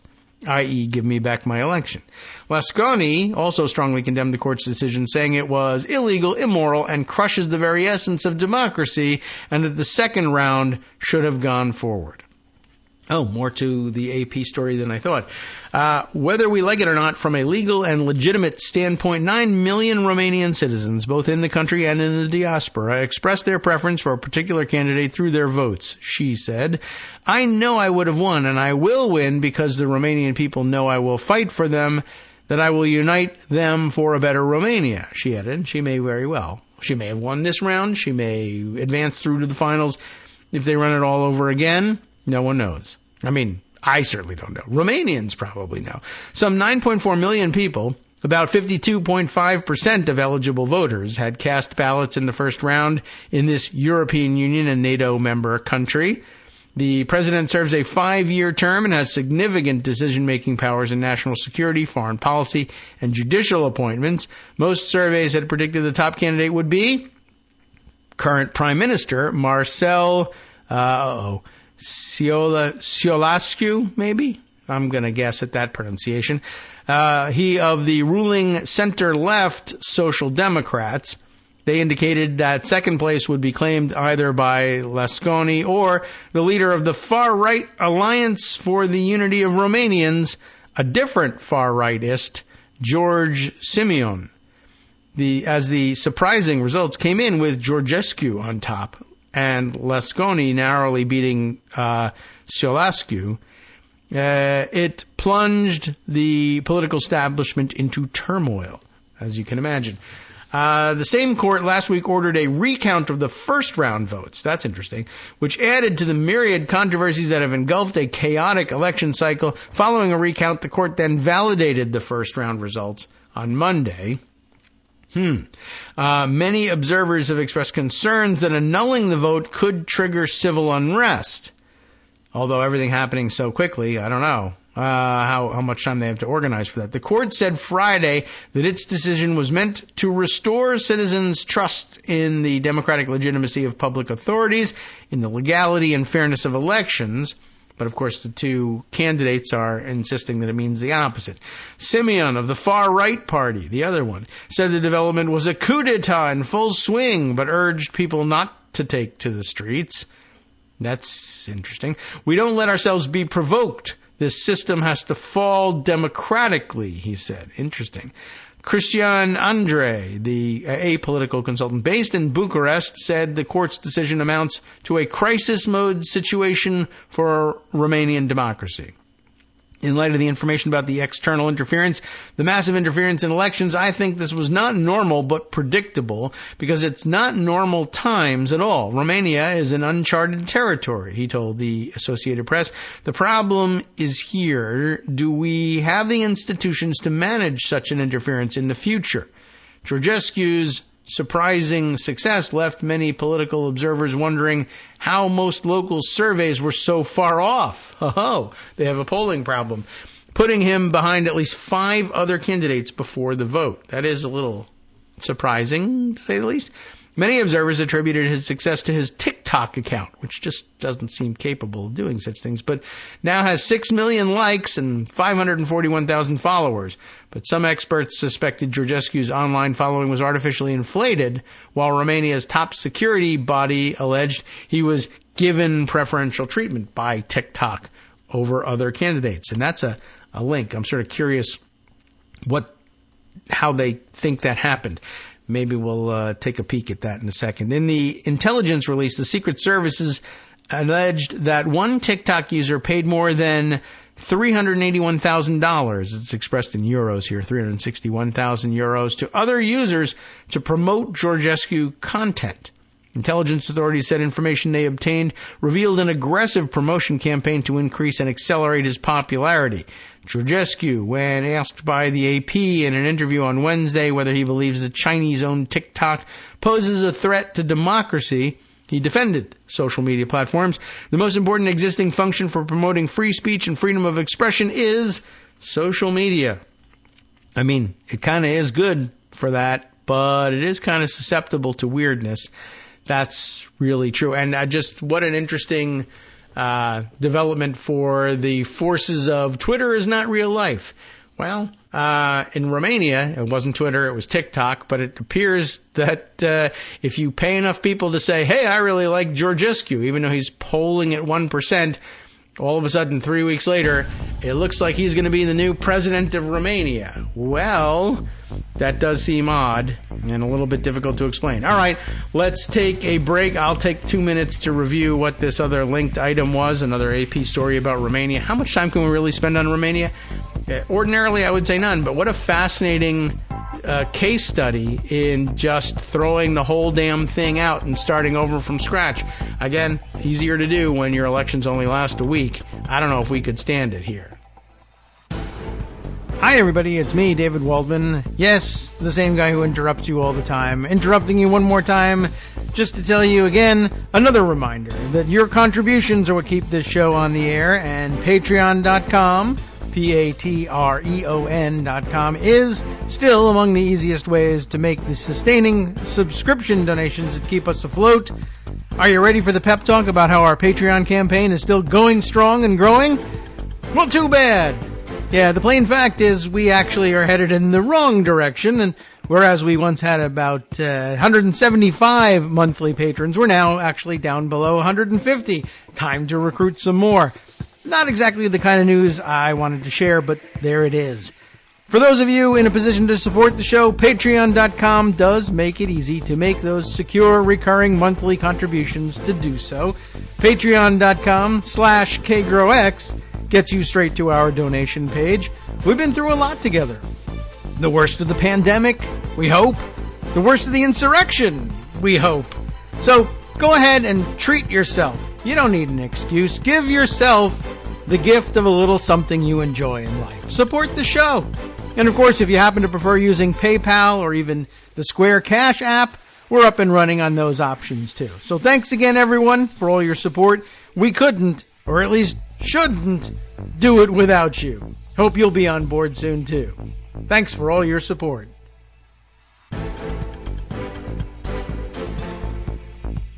Okay, welcome back. I don't know, it took me a long time to get this mute button to cooperate with me here today.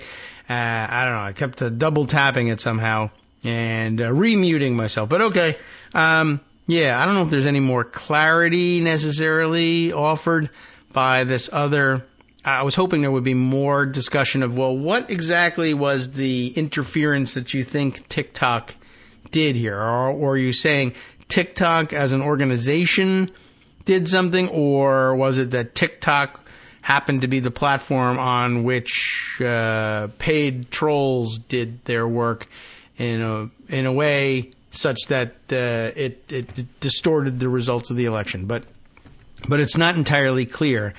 And it's full of Romanian names, and so very difficult for us to read through. But, you know, it seems like it's kind of a mix of both. But it's just still not clear what they think TikTok as an institution, if it even is one, actually did here. Meanwhile, by the way, Scott has looked up the lyrics, the translation of the Yiddish lyrics of Romania. And, you know, it too, full of Romanian pronunciation. Mostly a nostalgic look back at delicious foods and halcyon days before anyone had a care in Romania. And, you know, I don't know how relevant that is to most of us, but it is there, and I'm sure Scott could share those lyrics with you. It would take me about 15 minutes to figure out how to pronounce most of them, even though they've been translated into English. I was curious to see whether Politico Europe's treatment of the Romania situation was any different, just given that they went with a very different direction headline-wise, which is Romanian election, what the hell is going on?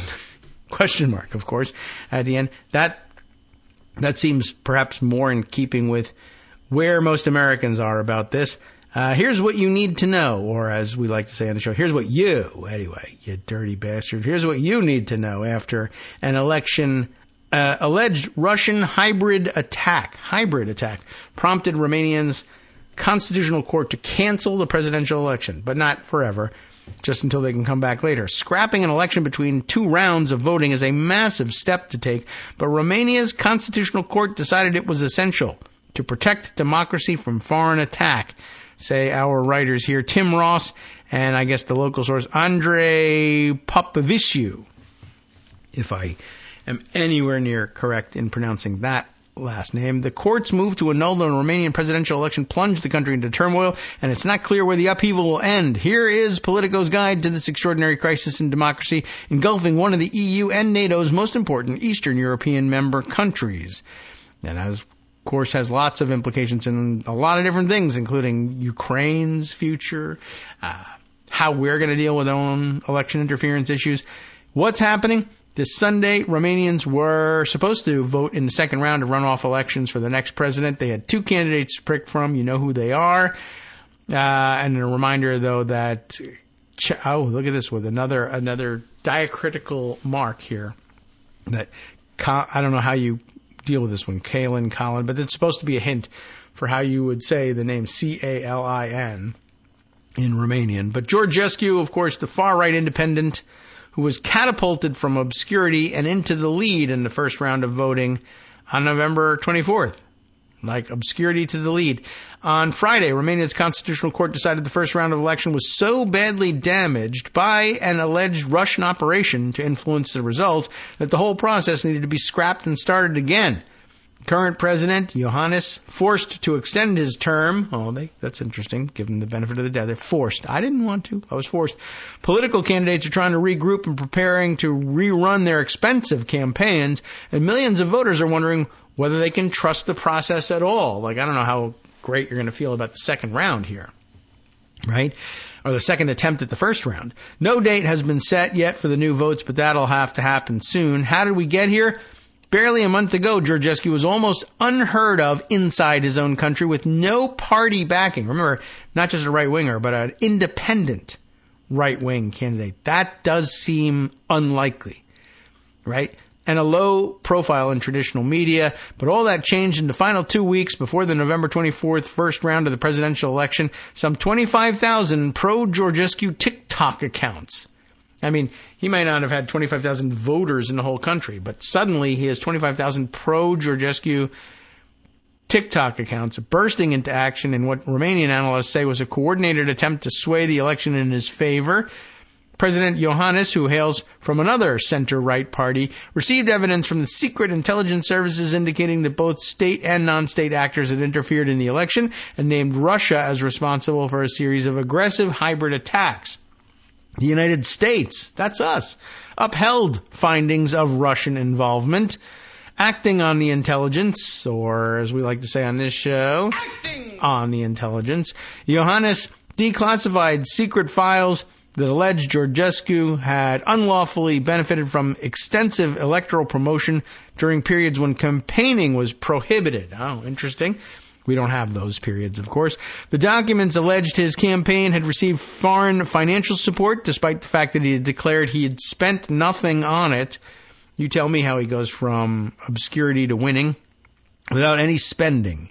The Constitutional Court was inundated by a surge of requests to annul the election in light of the declassified intelligence reports, and on Friday afternoon the court agreed. The information that this campaign was illegally supported from outside Romania brought Iohannis to the conclusion that we are dealing with a matter of national security. The president said in a televised address Friday evening, "What's at stake? The presidency." I mean, is there more? Yes. Inside Romania, this election was seen as a battle between East and West. In a country where memories of brutal communist dictatorship are still vivid, the choice for many voters felt existential. That sounds familiar. The pro-EU Lasconi enjoyed support from the centrist traditional parties, while Georgescu was backed by three far-right groups, two of which have recently entered parliament. His positions on NATO and the EU... he's been highly critical of Romania's involvement in both, stoked fears that he would rip up the country's Western alliances and turn instead toward Moscow. He has praised Putin, terrific, as a leader and a patriot and vowed to end all Romanian aid to neighboring Ukraine. Aha! Which would be a massive step at a critical time for Kyiv. Even so, millions of Romanians were attracted to Georgescu's traditionalist campaign and had been ready to vote for him in Sunday's runoff against Lasconi.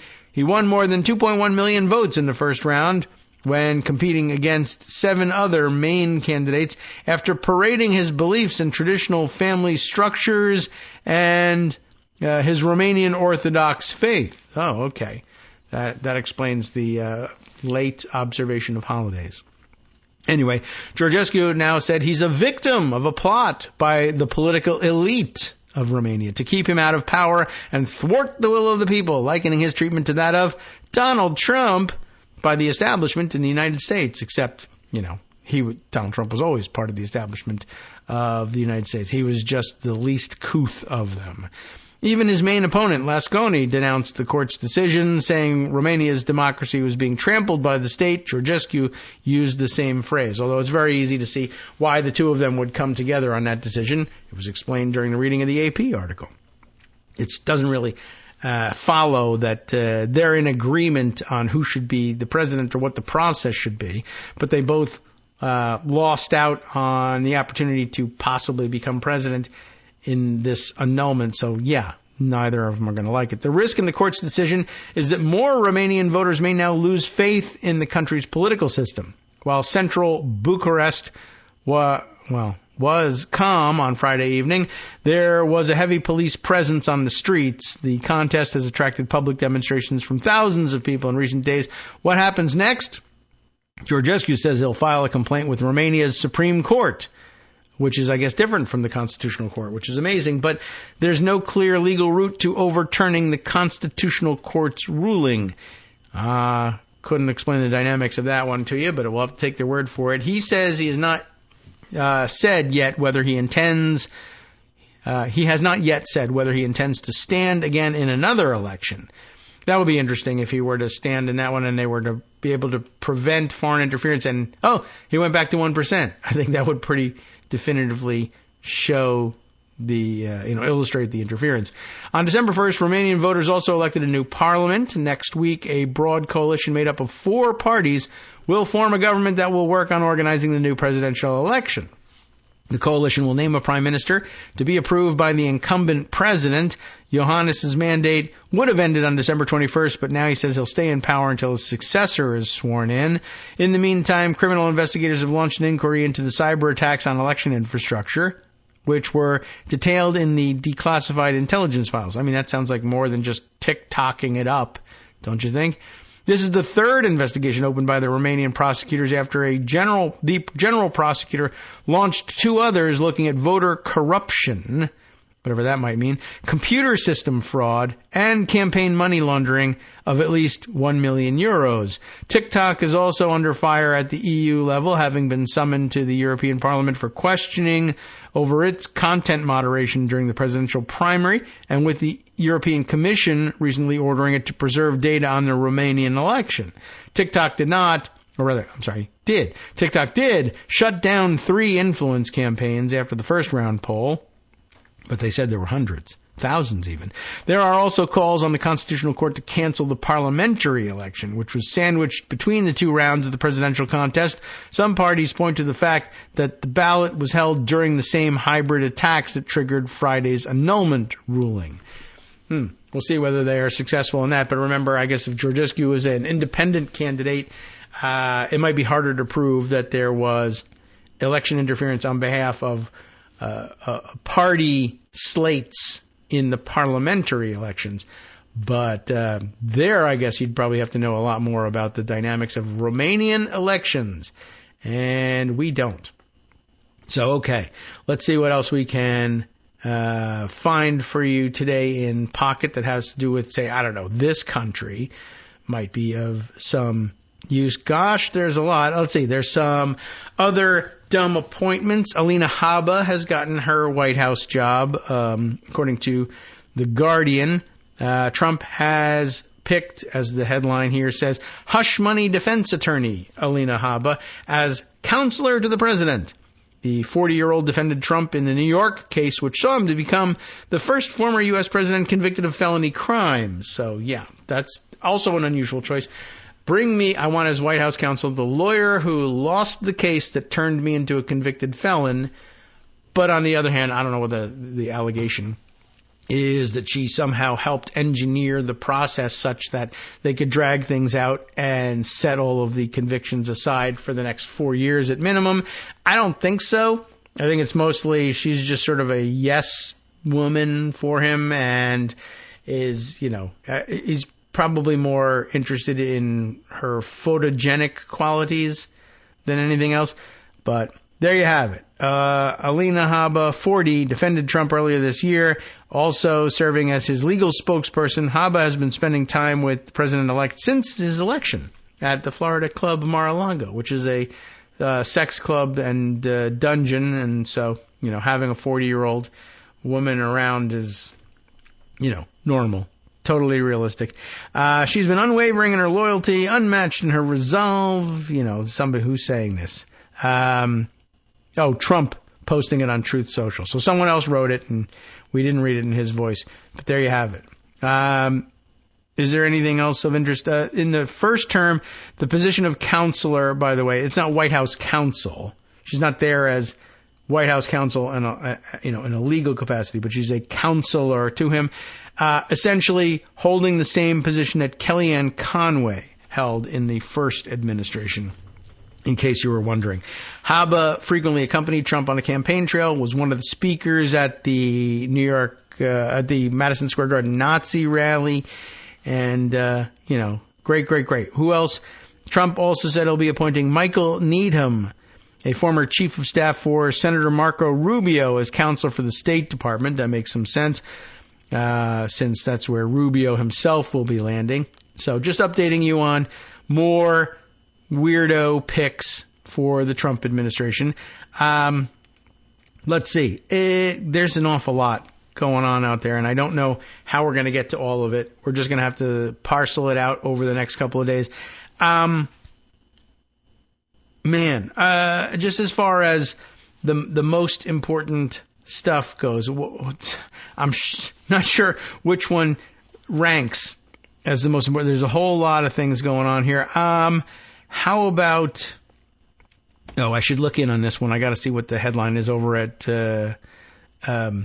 Mother Jones. David Korn why don't we make Kash Patel are the focus of the last couple minutes of the show. We'll do it on that, and the balance of the week we'll try and catch up on this other stuff. How Kash Patel became a useful idiot for Vladimir Putin.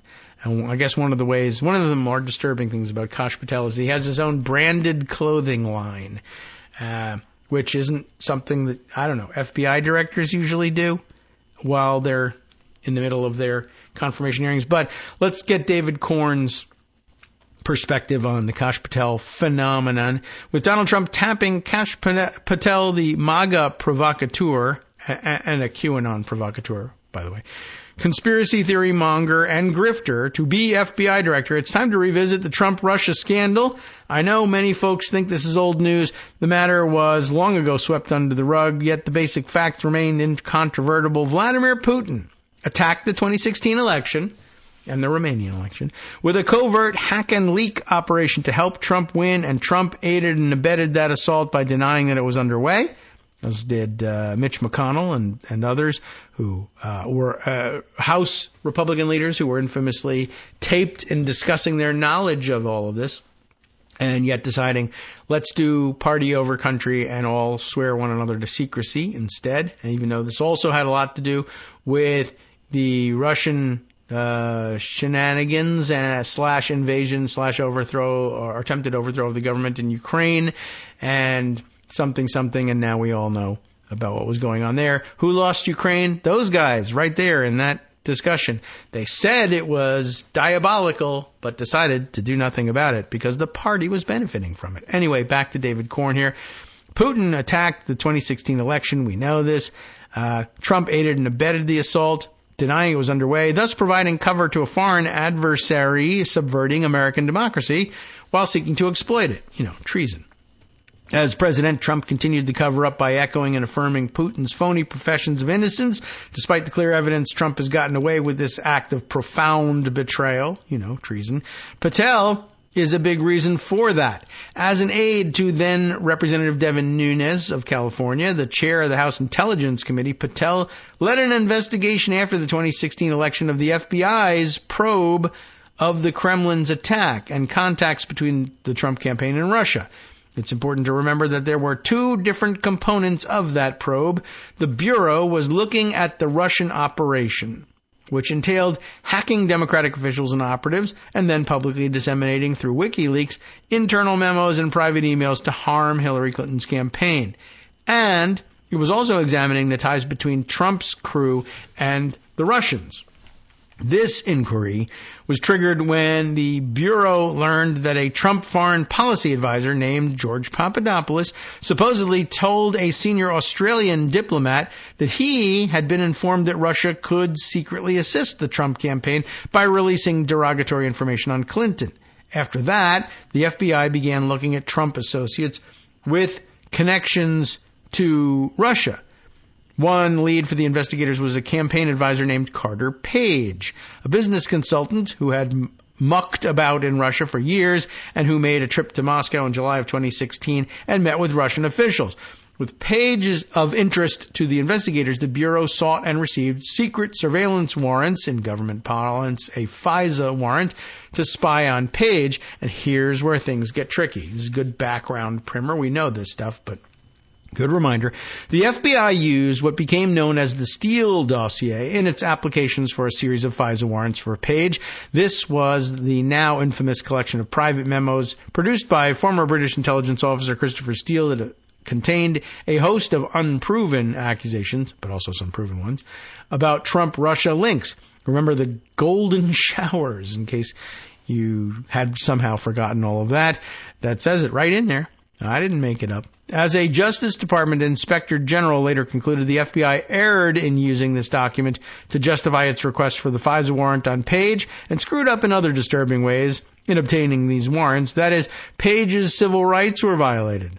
Interest declared, it says here parenthetically, I, David Corn, was the first reporter to reveal the existence of the Steele dossier with an article in Mother Jones that appeared on October 31st, 2016, but I did not publish the unsubstantiated memos. Now back to the story. Now pay close attention to follow Nunes and Patel's dodgy sleight of hand. They contended loudly that the FBI misconduct regarding its use of the Steele dossier and the Page warrants meant that the entire Trump-Russia investigation was a witch hunt and that all talk of the Russian attack mounted to boost Trump was a hoax.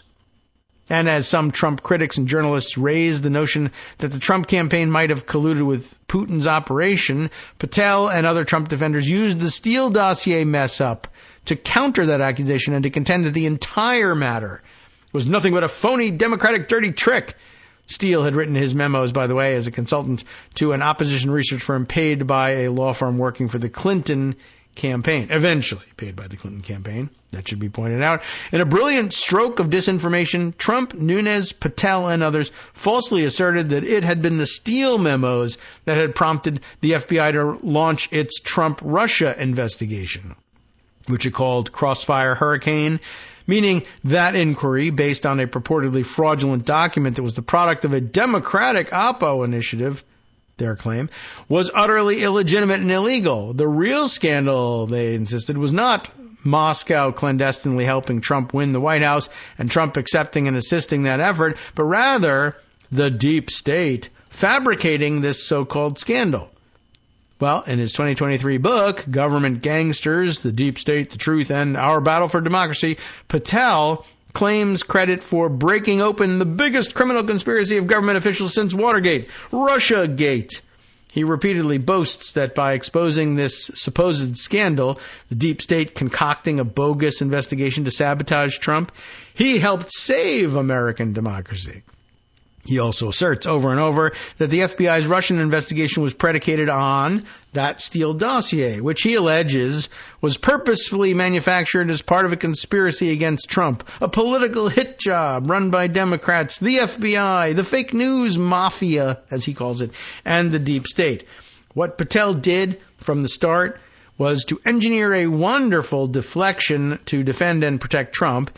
He created a false narrative in which the FBI's misuse of the Steele dossier delegitimized Crossfire Hurricane and proved the whole investigation was baseless and a criminal conspiracy against Trump, and nothing else mattered.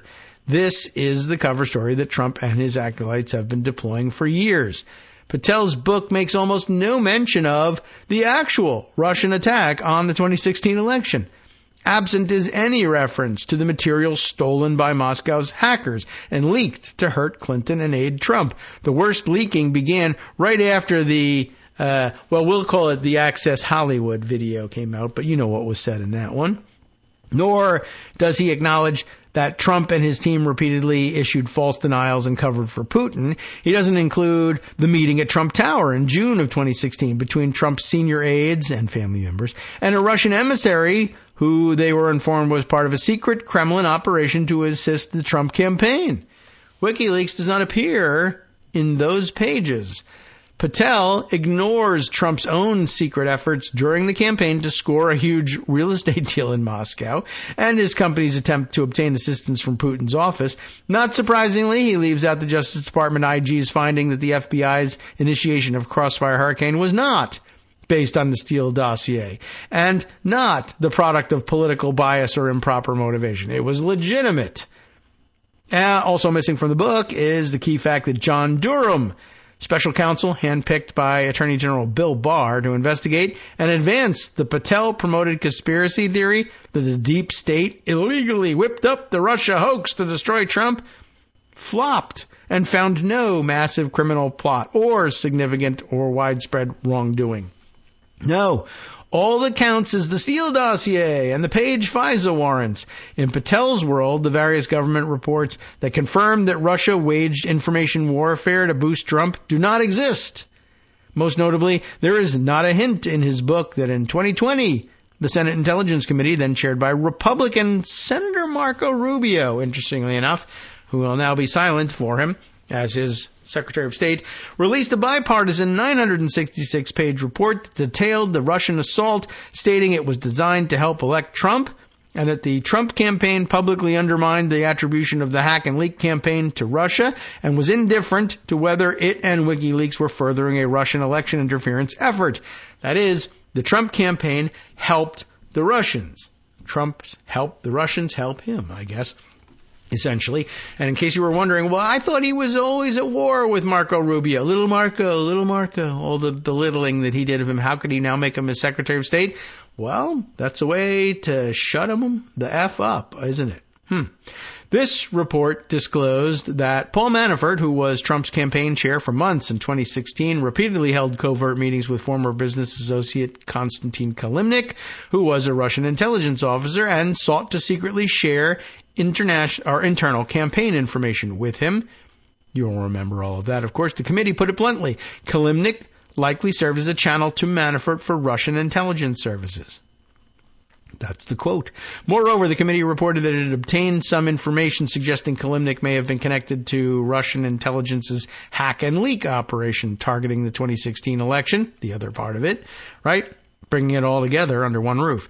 And the committee said that it uncovered two pieces of information that raised the possibility that Manafort himself was connected to the hack and leak operations. The report's discussion of that information, though, was redacted. Marco Rubio knows it, though. But now he's on Team Trump. Trump's top campaign advisor clandestinely huddling with a Russian intelligence officer who was possibly involved in Moscow's attack. That sure smells like collusion. At the least, it's a real honest-to-God scandal. The committee's conclusion? Manafort posed a grave counterintelligence threat. Manafort was, of course, imprisoned in 2018 for committing fraud and money laundering, but Trump pardoned him in late 2020. Also a weird coincidence. Manafort does not appear anywhere in Patel's book. Not a single sentence. That sounds like a big piece of the puzzle. Here's a suggestion for members of the Senate Judiciary Committee. Should Patel make it to a confirmation hearing, ask him if he read the Senate Intelligence Committee report and if he accepts its findings. If he says he hasn't, he's not a serious nominee for this job. Right? FBI director. Probably should have read that. For 8 years, Patel has been engaged in Soviet-style revisionism. create a sham story, and airbrush out the truth. He bears much credit for concocting the fraudulent tale that Trump and MAGA have used for years to hide a truth they can't handle. Trump was elected with covert Russian assistance, and if the campaign didn't collude directly with the Russians, Trump and his gang winked at this attack on America and joined Putin in the cover-up. In part, thanks to Patel, this has never become the dominant narratives. Put simply, Patel has been a useful idiot for Putin. There's more, and a lot more of it, but not that we have time for it all today, but I highly recommend David Korn's summation of all of this. Also, probably time for us to get the music rolling. To turn attention. Well, we'll have to wait for Asha Rangappa to put this to print. But a video that she put together and circulated by Marcy Wheeler, Empty Wheel, yesterday, that I saw on Blue Sky, reminds us of some of the more concrete dangers of putting someone like Patel in charge of the FBI, reminding us once again the boundaries between legal constraints and norms, and that all of the things that we've come to think of as the rules by which the FBI operates, for instance, making sure that you have a decent case before you move forward with announcing an investigation, or for that matter, I guess some of the OLC advice that you can't investigate a sitting president, etc. But no, the FBI directors got Attorney General guidelines for how it can and can't open investigations and when it can say it's investigating somebody and for what. But all of it, which are essentially voluntary guidelines adopted, imposed on the FBI by the Attorney General. After J. Edgar Hoover's abuses, Congress considered doing that directly through legislation, but was dissuaded from doing so by being able to depend at the time on attorneys general to make decent decisions about what those guidelines might be. In the morning with David Waldman. Asha's point here, of course, the new attorney general will, I guess, for all intents and purposes, it looks like it's going to be Pam Bondi, and that between Pam Bondi and Kash Patel, they may just decide, you know what, to hell with all the guidelines. We can charge anybody we want with anything we want. Let's just throw them all out, and there will be no legal recourse to stop them. Hey, talk to you again tomorrow.